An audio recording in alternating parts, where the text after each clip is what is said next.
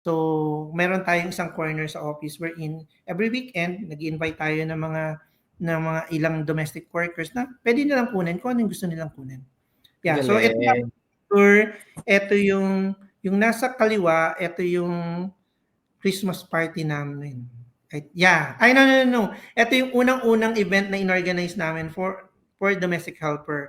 I think this was around August or September last year sa Vision, somewhere in Vision or Topayo.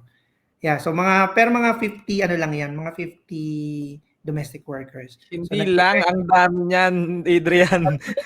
Ang dami mong nag-prepare na napasaya kami in ng that food event. and then mga prizes, Oo. mga games and prizes. Parang yun nga, parang ano lang, chill-chill lang, parang for fun Oo, lang.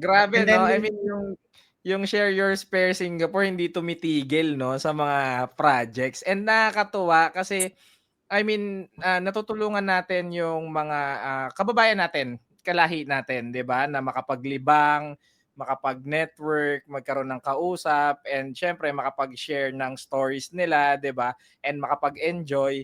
And at in return sila, 'di ba, shinare nila yung spare nila, yung time nila para maging volunteers. correct, 'Di ba? yes. Eh, nakakatuwa na ayun, kalahi din natin yung tumutulong kasi para din naman sa mga kalahi natin yung ginagawa natin, 'di ba? Yeah, And kasi malaking dahil tulong diyan talaga siya, especially mm. wala pa kaming, fund or budget to hire, staff. So, yung mga Mm. volunteers natin malaking tulong.